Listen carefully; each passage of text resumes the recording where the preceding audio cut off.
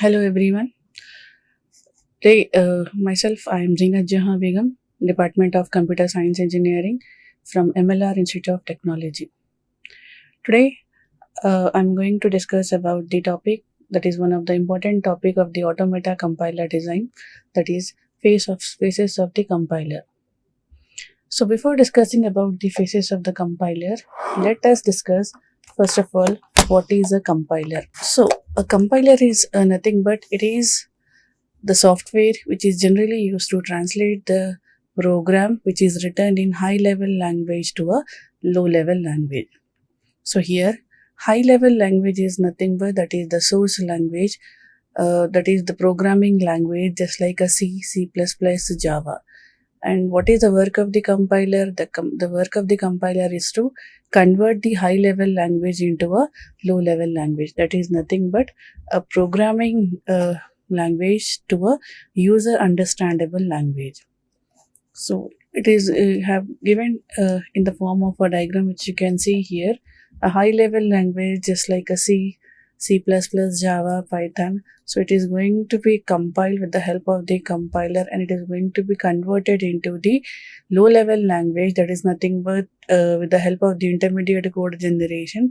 So that low level language, it can be the bytecode, it can be the assembly language, and it can be the machine language. That means understand by the machine, and it is generally read give the output for the user. Now coming to the topic, that is phases of the compiler. So what is the use of the compiler? So in the last slide we have discussed that like compiler is nothing but it is going to convert the high level language into a low level language. So for this converting from high level language to a low level language, we need the phases of the compiler. That means each and every phases has its own work to convert from high level language to a low level language. If you can see here, there are 6 phases of the compiler. There are 6 phases of the compiler. Now, coming to the first phase. The first phase is, you can see here, lexical analysis. Yes, second one, syntax analysis. Third one, semantic analysis. Fourth one, intermediate code generation. Fifth one, code optimization. And the last one, that is the code generation. That is nothing but from source code to the target. These are the 6 phases are there. That is the translation which we are going to convert the code. That is from converting from high level language to a low level language, or you can say that from source code to a target code. Let us discuss about each and every phase with the definition as well as with the help of the example. Now coming to the first phase. The first phase is lexical analysis. So lexical analysis is also known as the scanner. So what is it? Is the initial phase of the compiler. That is nothing but it is the first phase of the compiler where the source code is going to convert into the form of the tokens. Tokens. What is the tokens? Tokens are nothing but that is the part or piece of a code or a chunk, we can say.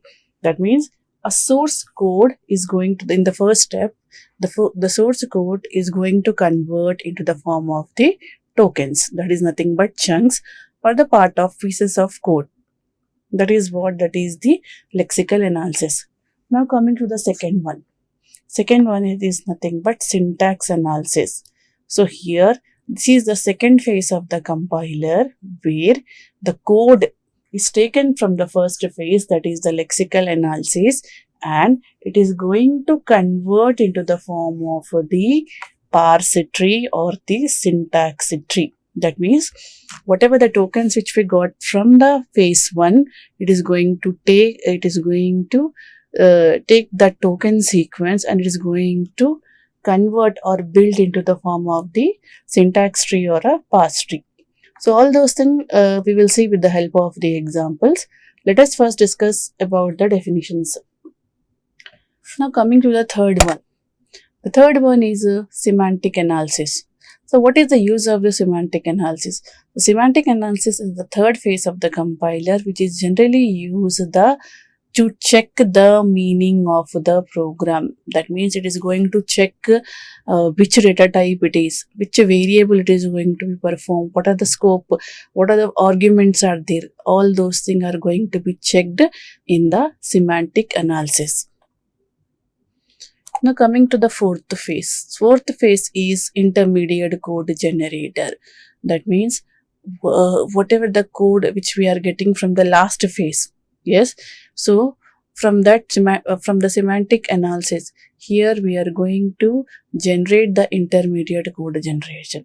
So the intermediate code generation, the purpose of the using intermediate code generation is nothing but it is a machine intermediate representation, and this will be work. Here it is a very important part that whenever we discuss about the intermediate code generation, here we have to specify that it is going to be work with the help of the tree address code.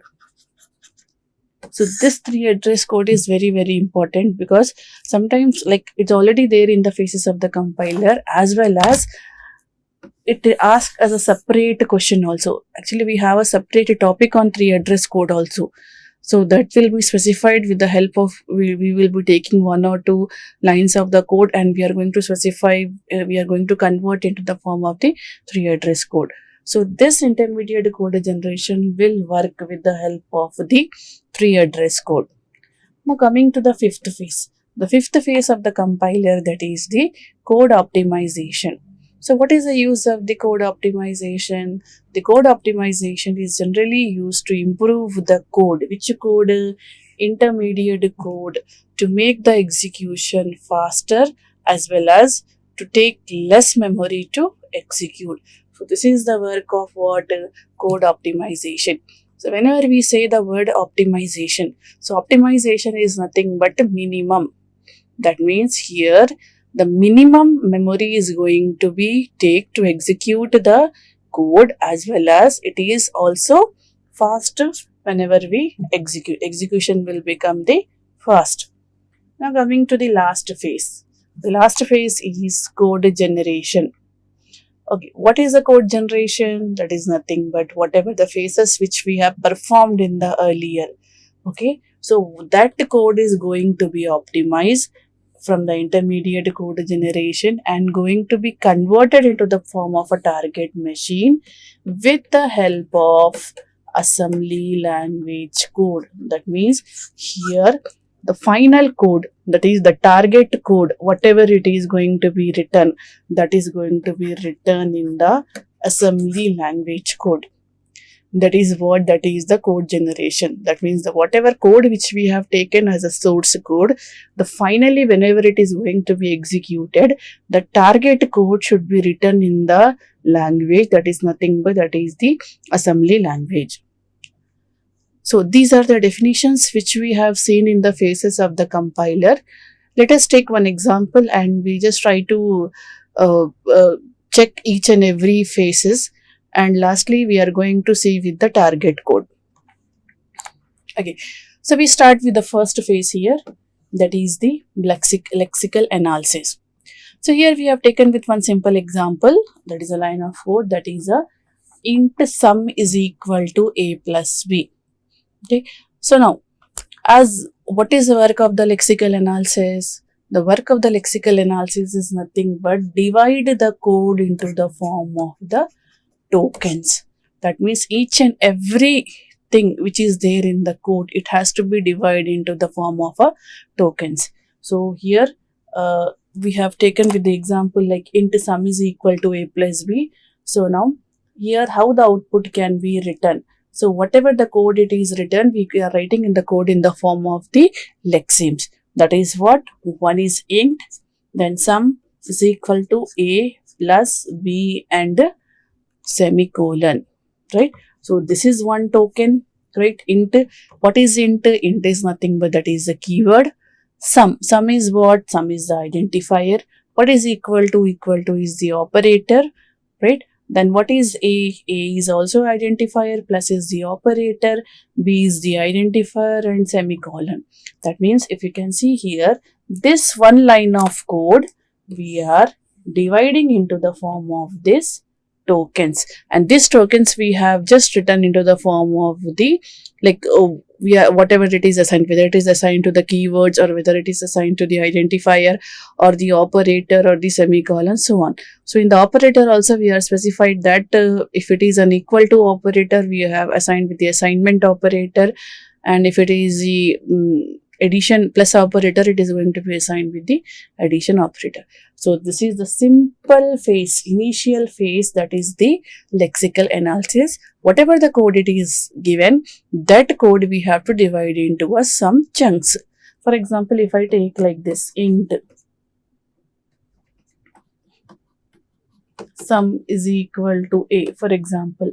So one token will be int, other will be sum, next will be equal to, next will be 8, and last it will be the semicolon. This is the first phase of the compiler. Now coming to the second phase. The second phase is a syntax analysis. So here the other word of the syntax analysis is nothing but it is the parser. What is the use of the syntax analysis? We have already discussed in the definition that so this code which is taken from the first phase of the compiler, that is a lexical analysis, and it is going to be converted into the form of the parser tree or the syntax tree. The same example here we have taken as int sum is equal to a plus b. So now first thing, how we are going to declare here? First we are going to write with the declaration. So what is the declaration here? What is int? Int is nothing but a type. What is sum? Sum is nothing but a variable. What is a plus b? This a plus b is nothing but that is the expression. So now we are dividing in terms of what? In terms of type. We are dividing in terms of the variable, as well as we are dividing into the form of the expression. The same thing here we have to write into the, or we have to draw into the form of the parser tree. The same thing, whatever here we have declared, we are showing in the form of a tree. The first thing, what is that? A declaration. So declaration divide into here how many? One is the type, because type is nothing but, see here it's not compulsory, whatever here it is given that will be the same. It's generally depend upon the code or the input whatever we have taken. So according to the input, actually we have a type that is nothing but int sum is equal to a plus b. So for that purpose we have taken int, that is nothing but a type, then we have taken identifier, then we have taken the expression. So here you can see that declaration, which is divided into a type, identifier. Okay, and here what is that? Like int sum. We are not writing into sum a plus b. So between that, what we have? We have some initializer, that is we have some expression that is nothing but equal to. So here we are denoting with type, identifier. So what is a type? Type is the int. What is identifier? Identifier is the sum. Now again expression. So expression, that is what? Equal to. Equal to is nothing but that is we need to, how we are going to initialize expression. What is an expression? How you are going to write with the expression? You write direct a plus b. First you convert into the identifier. So this is what identifier. So expressions are converting into the identifier, that is nothing but id plus id, that is a plus b. So what is the answer here? Int sum is equal to a plus b. This is your answer, right? So this is the way which we are going to declare whatever the input which is given. So in point of the external point of view or internal point of view, sometimes they'll give only the code, a piece of a line of a code, and they'll ask you to write each and every phases. They'll ask you to write with the help of the example. They'll ask you to elaborate with the help of the example. So for that piece of the code, for that line of the code, you have to write all 6 phases. Whether it may be a lexical analysis, whether it may be a syntax or semantic or intermediate or code optimization or the code generation. So this is the example which is given for this. In the same way, if we take with the second example, that is E. E stand for expression. So E tends to 3 into 5 plus 6. So here, a mathematical expression given here, that is E is equal to 3 into 5 plus 6. So how we are going to write? We are going to just expand the tree. First expression is going to convert into the terminal, and terminal is going to convert into some identifier, that is nothing but f, then with some value. That is first one, E tends to E plus t, because here we have the operator, or else you can write E tends to E star t. Then again E tends to t, which operation here we are having, that is multiplication operation. Again t is going to convert into t star f. That means, because again we have a 3 here, again t is converting into f. So 3 into 5 plus 6. So if you want to write with the values, first t is going to convert in, first E is going to convert, first E is going to convert into t, then t is going to convert into f, and f is going to convert into some values. That means expression convert into the terminal, terminal is going to convert into the identifier, that is f, and f with the directly with the values. This is the second phase of the compiler. The same way we'll see with the third phase of the compiler, that is the semantic analysis. So what is the semantic analysis? Semantic analysis will help the syntax analysis to define the tree very easy, in the easy way of implementation. So here we have taken with the same example here, int a, float b, and a is equal to b. So here we are going to define with the help of the table. That table is nothing but, that table is a symbol table. So in the symbol table we are going to write with the, what is the identifier is given in the code, and what is the type, like whether it is a int or whether it is a float or whether it is a double, so on. For example, here we have taken int a, float b, where a is equal to b. So identifier here, what we have a, we have b, and also there is a sum. Now what are the types we are having? One, we have the int type, yes, then we have float, and again that is nothing but that is the int. Because why sum is given as a int? Because because we have clearly mentioned that int sum is equal to a plus b. The next phase of the compiler here we are going to see, that is the intermediate code generation. So intermediate code generation, as I have mentioned, whenever we have we have discussed about the definition, that intermediate code generation will make use of the 3 address code. Now what is the 3 address code? The code is going to divide into the 3 operations. That means 3 instructions, we can say. The code is going to divide into the 3 instructions. For example, here we have taken a sum is equal to a plus b. So here, first one, t1. So t1 here we are going to denote with the a plus b. Then sum can be written as t1. So t1 or t2 or t3, that is nothing but that are the following concepts of the 3 address code. That means maximum at most 3 instructions can be written in the 3 address code. So writing in a simple form is nothing but that is the 3 address code. Here you can see with the example, here we have taken, so when sum is equal to a plus b, that means how we are going to define t1 is equal to a plus b.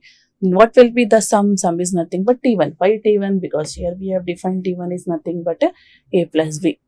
In the same way, if we take with the other example here, if you can see with the other example, here we have a is equal to b plus c into d, right? So this is somewhat a linear line of code when compared to the previous one.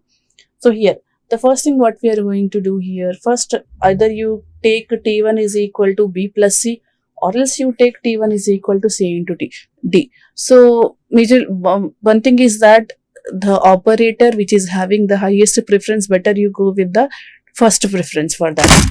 So here, so which operator is having the highest preference when compared to plus and the multiplication? That is the multiplication.